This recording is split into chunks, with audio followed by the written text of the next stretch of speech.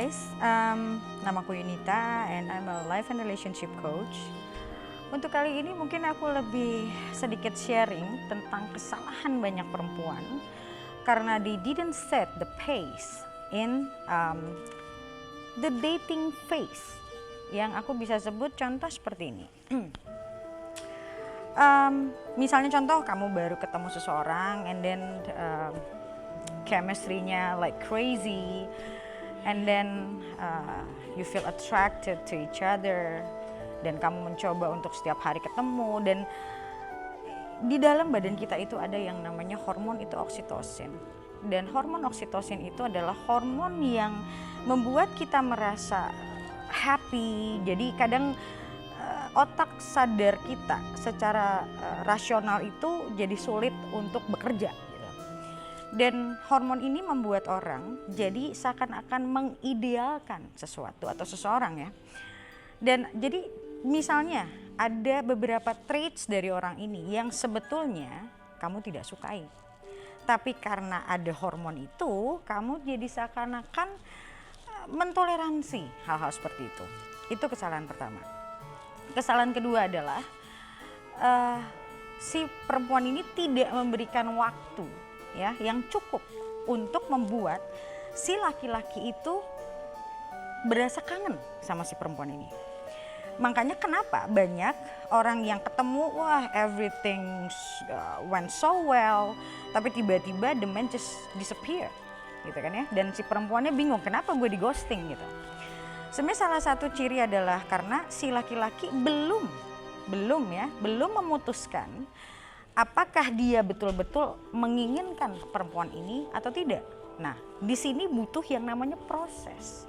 Proses di mana si laki-laki mencoba untuk berpikir pada saat dia sudah tidak dipengaruhi oleh hormon itu, dia berpikir, do I really want this woman to be with me? Nah, ini butuh jeda.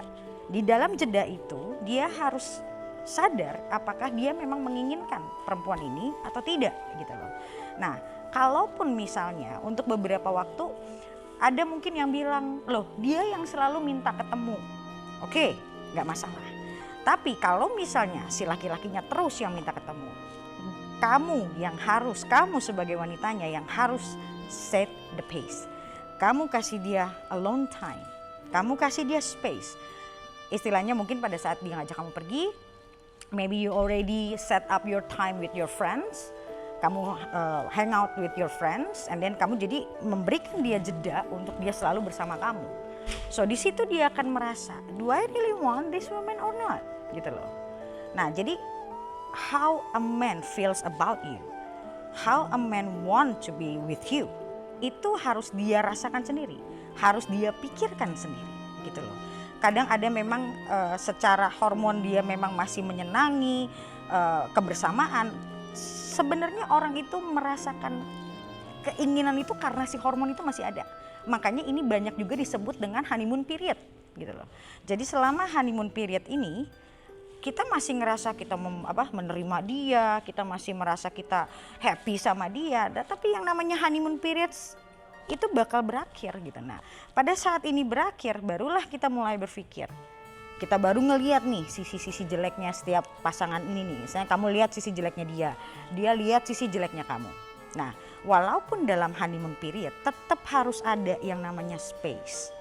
Dan dari space ini pun kalian juga sama-sama saling mencoba untuk berpikir secara sehat. Kamu juga berpikir gitu, apakah kamu menginginkan orang ini ataukah kamu hanya menurunkan standar kamu untuk menerima orang yang sebetulnya tidak bisa kamu toleransi. Nah, jadi yang namanya pace di sini itu penting, especially for a man, because they really need to know if they really want you. Dan kalau misalnya dia akhirnya memutuskan dia tidak mau bersama kamu, that's it. So you don't waste your time, you don't risk your heart to be broken juga gitu loh. So kalaupun si laki-lakinya tidak mau set the time, you must set the time gitu loh. Dan banyak laki-laki yang burn himself out just because udah ke arah mau nikah, dia overwhelming. Karena ya kita harus melihat bahwa yang namanya change itu tidak semudah itu untuk dihadapkan sama seseorang. Jadi orang kayak langsung oke, change, fine gitu loh. Nggak semua orang, dan lebih banyak orang yang takut akan perubahan. Apalagi kalau kita bicara tentang menikah, itu satu perubahan besar dalam hidup yang tadinya kita tidak punya responsibility and now we have the responsibility. So banyak laki-laki yang seperti itu akhirnya mau nikah nggak jadi, dan akhirnya si perempuan tersakiti just because they don't have enough time to really think what they actually want. Okay, so thank you so much guys for listening, and I'll see you in the next video. Bye.